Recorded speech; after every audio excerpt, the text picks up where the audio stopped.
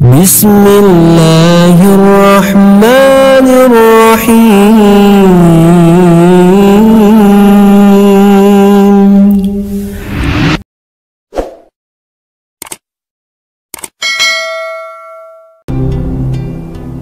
Nisfu Sya'ban. Memang ada hadisnya. Ada hadis apa? Hadis yang disahihkan Syekh Al-Albani rahimahullah. Syekh Al-Albani salah satu ulama yang terbaik sedunia,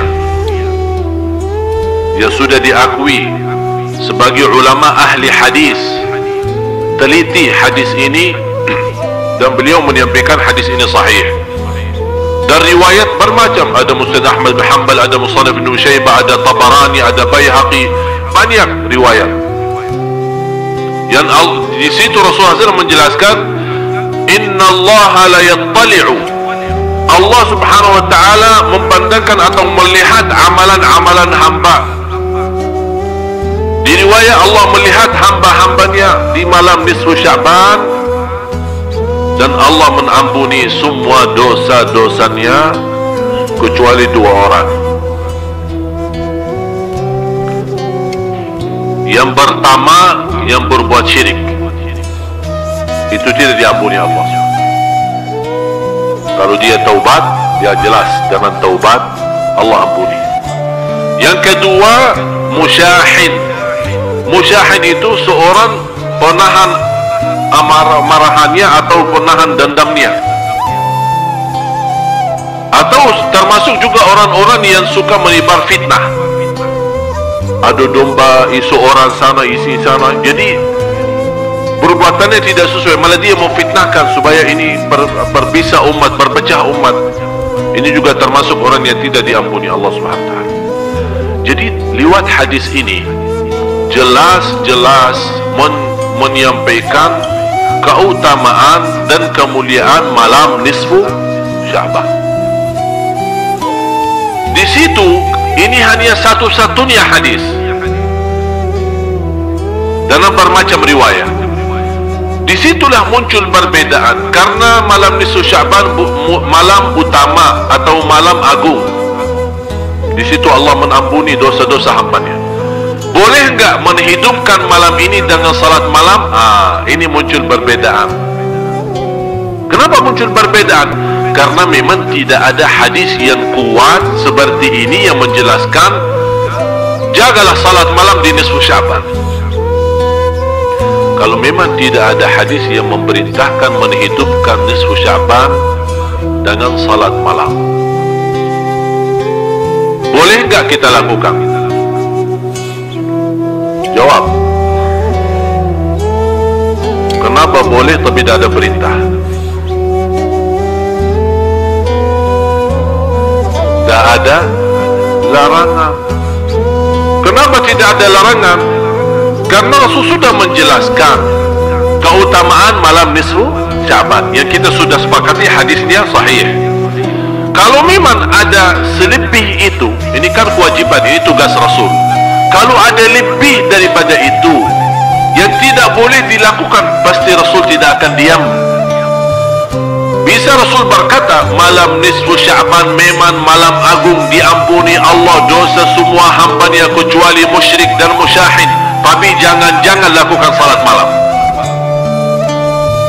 Kalau tidak ada jangan-jangan di sini, inilah yang membuat muncul perbedaan pendapat. Karena malam itu adalah malam agung, apakah boleh kita menghidupkan? Ada yang baca Quran, ada yang salawat, ada yang zikir, ada yang salat malam. Yang punya dasar alasannya Rasul tidak lakukan, silahkan. Anda tidak mau lakukan dengan dasar Rasul tidak lakukan salat malam khusus di malam nisfu Sya'ban, ya silahkan, Anda tidak usah salat malam. Ini Anda punya dasar kan? Tapi tidak boleh Anda mengingkari orang lain salat malam, karena Rasul sendiri tidak pernah ingkari. Rasul sendiri tidak pernah melarang. Yang mau salat malam silahkan, yang mau tidur ya silahkan. Kenapa diributkan? Ini masalahnya. Apapun persoalan, yang belum disepakati. Ini harus difahami Bapak Ibu ya. Hafal ini, kalau bisa bukan hanya difahami, dihafal. Apapun persoalan dalam fikih tidak disepakati oleh ulama, ijma'. Faham ijma'? Sepakat. Tak ada satupun yang keluar dari sepakatan itu. Kalau belum ada sepakatan dari ulama, umat itu masih dalam kebebasan. Yang mau A boleh, yang mau B boleh, yang mau D boleh. Tapi dan juga harus difahami, tidak akan bisa ada sepakatan antara ulama kalau tidak ada ayat dan hadis yang kuat, yang tidak bisa muncul berbeda tafsiran. Kenapa bisa muncul perbedaan? Ini kan ada Syafi'i, Maliki, Hanafi, kan? Imam Syafi'i muridnya siapa? Imam Maliki. Tapi kenapa dia berbeda sama gurunya? Karena beda pemahaman. Gurunya punya bawa Quran dan hadis kan? Imam Syafi'i bawa apa? Injil dan Taurat. Sama, Quran dan hadis. Dia menghormati gurunya, tapi mohon maaf, karena punya pemahaman beda. Ini kan kemampuan fikiran manusia. Apalagi dikenal Imam Syafi'i sebagai orang ulama yang cerdas, termasuk dari sisi bahasa. Kalau Imam Malik lebih kuat ilmunya di sisi hadis, kalau Imam Syafi'i lebih kuat di sisi fikih. Ya di situ kelebihan masing-masing. Ini kan karunia Allah. Di situ orang yang punya kelebihan isi di sini, yang isi di situ, umat baru bisa bersatu. Tapi jangan orang merasa diri, ana yang benar, yang lain salah. Ana dah mau tahu. Ada yang megang tukunya, katanya ana dah mau tahu selain qala Allah, qala Rasul. Yang menyampaikan kepada kita qala Allah dan Rasul siapa?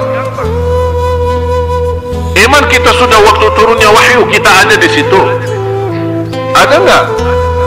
Kalau kita bilang tidak mau tahu selain qala Allah, qala Rasul, yang membawakan kepada kita qala Allah dan Rasulnya siapa? Ulama kan? Dan Rasul sudah menjelaskan, ulama para waris, ahli waris dari para nabi, mewariskan nabi. Artinya ilmu nabi, para nabi diwarisi oleh ulama. Ulama yang meneruskan, menjalankan. Beda masa, beda zaman, beda budaya, beda pemahaman, beda mazhab, ini semua pengaruh dari zaman dulu sampai sekarang. Sampai orang bingung mau ikut Muhammadiyah atau ikut pemerintah, mau puasa duluan atau belakangan. Malah saya bertemu seorang jamaah, dia salat lebaran 3 kali, Idul Fitri, tanggal 28 karena dia ikut Naqsyabandiyah apa di kampung mana itu, kemudian dia ikut Muhammadiyah dan juga ikut pemerintah.